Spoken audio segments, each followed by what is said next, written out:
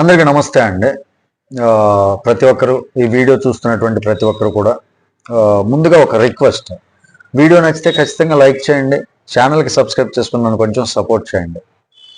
ఆయుజుడ్ versus Anvesh అసలు ఏం జరుగుతుంది ఏంటి అనేది ఈ వీడియోలో టాపిక్గా మాట్లాడదాం. అండ్ వన్ మోర్ థింగ్ ఏంటంటే, ప్రతి ఒక్కరూ క్లియర్గా గుర్తుపెట్టుకోవాల్సినటువంటి అంశం ఏంటంటే, ఇది మాత్రం అందరూ గుర్తుపెట్టుకోవాలండి చాలా క్లియర్గా. ఇంతకు ముందైతే అన్వేష్ గాడి ఆట ఒకలా ఉంది, ఇప్పటి నుంచి అయితే మరోలా ఉండబోతుందండి వాస్తవానికి. అది మీరు గమనించినట్లయితే, ఎందుకంటే ఇంతకుముందు బ్లాగర్లు కావచ్చు, ట్రావెలర్లు కావచ్చు, యూట్యూబర్లు మాత్రమే వాటి టార్గెట్ అండి. కానీ ఇప్పుడు మాత్రం డైరెక్ట్గా ఒక మతాన్ని ఉద్దేశించి అంటే డైరెక్ట్గా హిందువుల్ని డైరెక్ట్గా టార్గెట్ చేస్తున్నట్టు మాట్లాడాడు. ఇదే అతని బిగ్గెస్ట్ మిస్టేక్ అని చెప్పుకోవచ్చు అండి. ఇంతకుముందు చాలా బిల్డప్లు ఇచ్చారు, అంటే చాలా టాపిక్ల మీద నా అంత తోపుగా లేడు, అన్వేష్ అంటే తోపు, దమ్ముంటే ఆపు, ఇలా రకరకాలుగా మాట్లాడాడు. కానీ ఎవరు ఏది పట్టించుకోలే. అతను చేసినటువంటి వల్గార్ కంటెంట్ ఉన్నా కానీ, అంటే అతను చేసే కంటెంట్లో కొన్ని వల్గారిటీ విషయాలు చూపించినా కానీ ఎవరు దాన్ని పెద్ద సీరియస్ తీసుకోలే.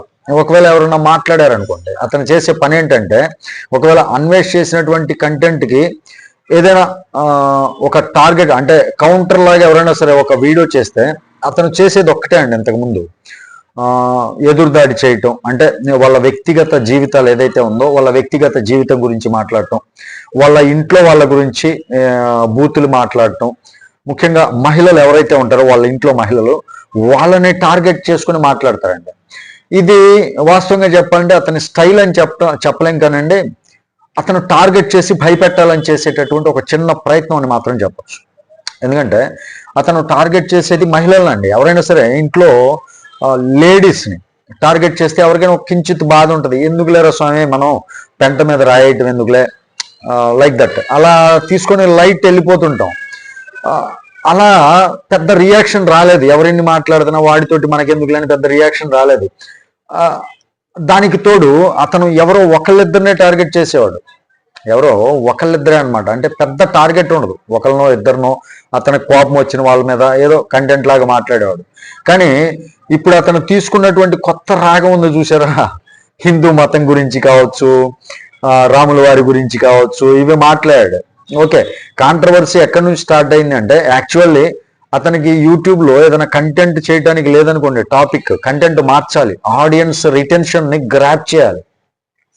అంటే ఆడియన్స్ ఫోకస్ ఏదైతే ఉందో ఆ ఫోకస్ని తన వైపు తిప్పుకోవాలి. ఈ తన వైపు తిప్పుకోవాలి అనేటటువంటి ఉద్దేశంలోనే ఇతను చేసేటటువంటి కాంట్రవర్సీలు చాలా ఉంటాయి అన్నమాట. ఈ కాంట్రవర్సీల్లో భాగంగానే శివాజీ గారు మాట్లాడినటువంటి మాటలు ఏవైతే ఉన్నాయో ఆ మాటల్ని కాంట్రవర్షియల్గా చేద్దాం అనుకున్నారు. చేసేటటువంటి క్రమంలో అతనికి అలవాటుగా ఉన్నటువంటి విమర్శలా కాకుండా అలవాటుగా ఉన్నటువంటి బూతుల నేపథ్యంతో అందులో రాముల వారిని కావచ్చు, సీతమ్మ వారిని కావచ్చు, ద్రౌపది దేవుని కావచ్చు, ఇలా దేవుళ్ళ మీద పడ్డాడు అనమాట. అంటే హిందూయిజం మీద పడ్డాడు.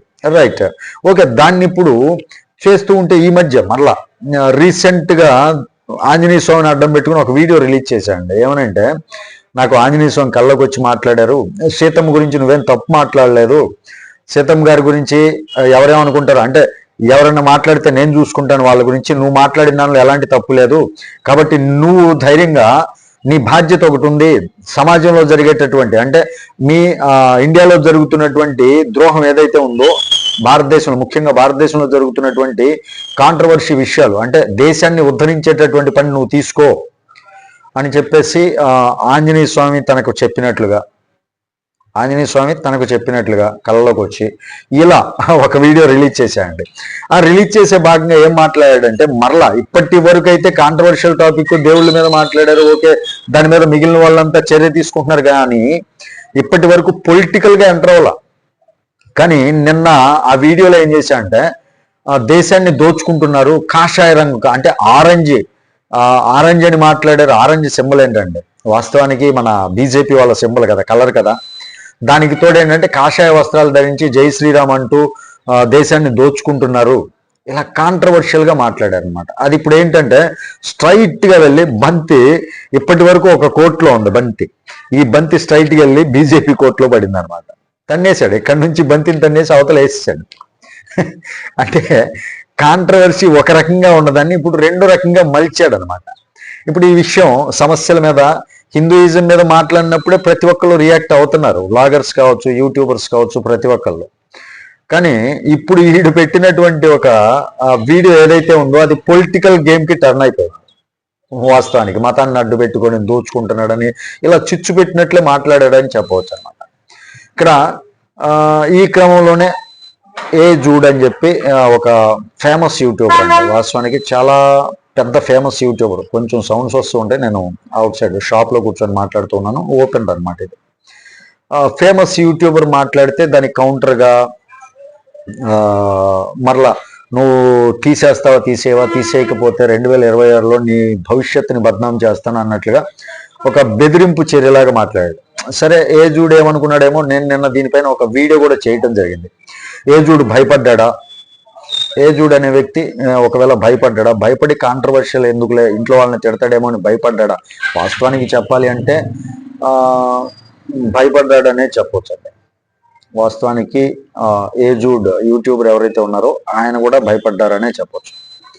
భయపడే డిలీట్ చేశారు. ఎందుకులే పెంట మీద నేను ఇందాక స్టార్టింగ్ లో చెప్పాను కదా, పెంట మీద రాయేస్తే మన మీదే పడుతుంది అన్న ఉద్దేశంతో ఎవరైనా కొంతమంది దుష్టులకి దూరంగా ఉండాలనే పెద్దల సామెత ఏదైతే ఉందో ఆ సామెతని దృష్టిలో పెట్టుకుంటారు. ఆ సామెతను దృష్టిలో పెట్టుకుని కొంచెం దూరంగా ఉంటుంటారు. అదే క్రమంలోనే జూడ్ నిన్న తీసేశారు. డిలీట్ చేసిన తర్వాత నేను కూడా దాని మీద మాట్లాడటం జరిగింది. ఎందుకు భయపడాలి, ఇంట్లో వాళ్ళని ఒకవేళ టార్గెట్ చేసాడు అనుకో, నువ్వు కూడా మాట్లాడు. అంటే ఇంట్లో వాళ్ళని టార్గెట్ చేయమని కాదు, ఇలా మనం ఒక సమస్యను ఎత్తుతుంటే వీడు ఇంట్లో వాళ్ళని టార్గెట్ చేస్తాడని మరలా హైప్ చేయి వీడియోలు, తప్పేంటి అన్నట్లుగా మాట్లాడారు. కానీ ఏమనుకున్నారేమో, జూడ్ గారు మరలా రియాక్ట్ అయ్యారండి. ఇప్పుడు జూడ్ వర్సెస్ అన్వేష్ జరుగుతున్నటువంటి యుద్ధం చాలా క్లారిటీగా ఉందండి. అందులో పాపం గట్టిగానే మాట్లాడాడు అనమాట. వీడియోకి సమాధానం ఇవ్వలేదు, పాత కేసులు, ఫ్యామిలీ విషయాలు తీసుకొచ్చాడు. అంటే జూడ్ వీడియో చేసిన తర్వాత ఫ్యామిలీ విషయాలు తీసుకొచ్చి వాళ్ళ తమ్ముడిని ఇందులోకి లాగి, తమ్ముడు చేసినటువంటి ఎదవ పని ఒకటి ఉంది, జూడ్ తమ్ముడు ఏదైతే ఉన్నాడో చేసినటువంటి ఎదవ పని ఒకటి ఉంది, దాన్ని తీసుకొచ్చి మరలా ఫ్యామిలీని ఎక్కడ లాగుతాడు ఈ రోజులోకి అన్నట్లుగా జూడ్ భయపడి ఉంటాడు. ఆ తర్వాత మరి ఏమనుకున్నాడేమో, మరలా ఈ కాంట్రవర్సీ జరుగుతున్న క్రమంలో మరలా వీడియో రిలీజ్ చేశాడండి. పాతది ఏదైతే డిలీట్ చేశాడో ఆ వీడియోని రీఅప్లోడ్ చేస్తూ దానికి కొంత మ్యాటర్ని స్టార్టింగ్ లో జోడించాడు. సరే, ఇప్పుడు మన ఇద్దరి మధ్య వార్ స్టార్ట్ అయింది, వీడియో వార్ చేసుకుందామా, నువ్వు ఒకవేళ వీడియో రిలీజ్ చేస్తే దానికి కాంపిటీషన్ గా నేను మరలా రిలీజ్ చేసుకునే ఉంటాను, సై అంటే సై అన్నట్లుగా ఒక వీడియో రిలీజ్ చేశాడండి. ఇప్పుడైతే కానీ వాస్తవంగా చెప్పాలంటే ఎవరిని కెలక్కూడదు, అంటే ఎవరి మీద అయితే కామెంట్లు చేయకూడదు పొలిటికల్ గా. ఇప్పుడు పొలిటికల్ సైడ్ కూడా వెళ్ళిపోయాడు. అంటే దేశాన్ని ఉద్ధరిస్తుంది నేను ఒక్కనే అనే భ్రమలో బతుకుతున్నాడండి. అలాగా వీడియోకి దానికి అన్వేష్ ఒక వీడియో చేశాడు, పాత కేసులు, ఫ్యామిలీ విషయాలు తీసుకొచ్చాడు. అంటే మధ్య మధ్యలో ఆపుతున్నాడు, ఎందుకంటే బయట నుంచి డిస్టర్బెన్స్ వస్తుంది. ఇవన్నీ చేసేది ఎప్పుడంటే ఒక వ్యక్తి ఏదైతే కాంట్రవర్షియల్ టాపిక్ ఉందో, ఎవరైతే మాట్లాడారో వాళ్ళ గురించి కాకుండా ఇంట్లో విషయాలన్నీ లాక్కొస్తున్నాడు. అంటే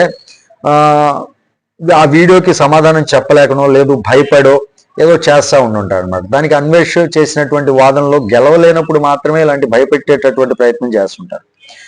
దానికి జూడ్ వీడియో డిలీట్ చేశాడు. కానీ ఆ తర్వాత ఇంట్లో వాళ్ళ సపోర్ట్ కావచ్చు, ఫ్రెండ్స్ కావచ్చు, కొంతమంది భయపడేటటువంటి అవసరం ఏంటి అంటే, నేను కూడా మాట్లాడాను నిన్నటి వీడియోలో.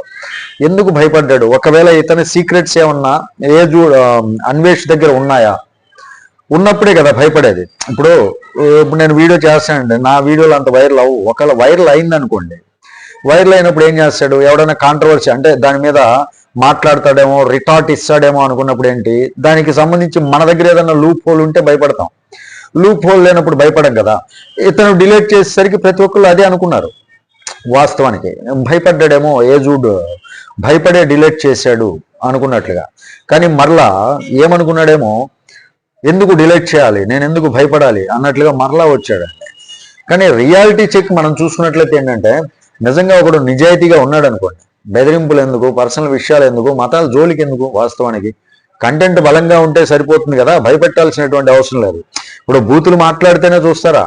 అన్వేష్ గారి దృష్టిలో ఎలా ఉందంటే అండి, జనాలందరూ కూడా బూతులు మాట్లాడుతుంటేనో, బూత్ ప్రక్రియ చూపిస్తేనో, ఆ బూత్ కంటెంట్ అంటే కొన్ని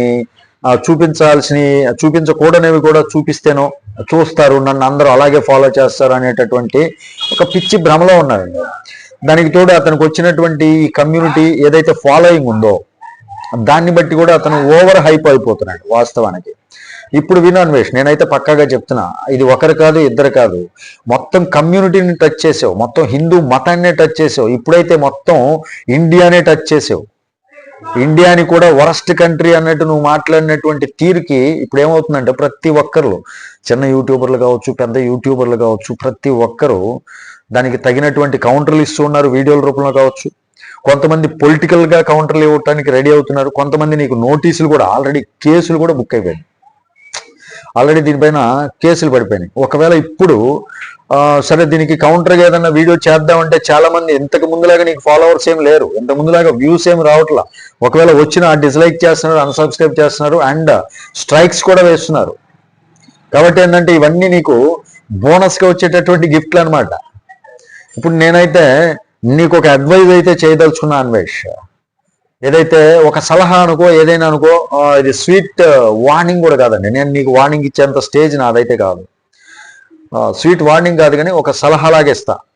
ఇంతకుముందు ఏదైతే నువ్వు ట్రావెలర్ కంటెంట్ చేస్తున్నావో ఆ కంటెంటే చేసుకో, నో ప్రాబ్లం, నీకు వచ్చిందే చేయి. బీ గ్రేట్ తమ్నైల్స్, కాంట్రవర్సీ ఇలాంటి తమ్నైల్స్ అన్ని కూడా వదిలేసాయి. ఫస్ట్ ఆఫ్ ఆల్ అలా చేయటం ద్వారా కూడా నీ వీడియో సక్సెస్ అవుతుందని నువ్వు భావిస్తున్నావే, కానీ నాకు తెలిసైతే అవదండి. ఇంతకు ముందులాగైతే జనాలు లేరు, జనాల్లో ఒక రకమైనటువంటి అవేర్నెస్ వచ్చేసింది.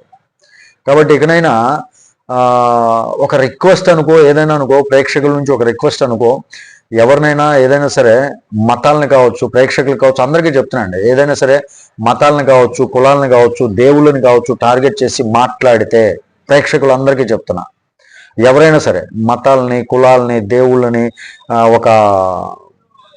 ఎవరినైనా సరే టార్గెటెడ్గా ఇంట్లో వాళ్ళని బూతులు తిడుతూ టార్గెటెడ్గా ఏదైనా మాట్లాడినా సరే వాళ్ళని దయచేసి ఫాలో చేయొద్దు, సపోర్ట్ కూడా చేయొద్దు, అన్సబ్స్క్రైబ్ చేసేసేయండి. అలాంటి వాళ్ళకి ఇలాగే చేయాలండి. మనం సపోర్ట్ ఇచ్చే కొద్దీ రెచ్చిపోతారు. రేపొద్దున ఎవరినో అంటున్నాడులే అని చెప్పి మనం చూసామనుకోండి, రేపు ఆ పెంట మన మీదే పడవచ్చు. కాబట్టి ఇలాంటి విషయాల్ని ఎవరు కూడా సపోర్ట్ చేయకూడదు అనేది నా రిక్వెస్ట్. ఈ వీడియో మీకు నచ్చితే ఖచ్చితంగా లైక్ చేయండి, ఛానల్కి సబ్స్క్రైబ్ చేసుకుని కొంచెం సపోర్ట్ చేయండి. Thank you. జై హింద్.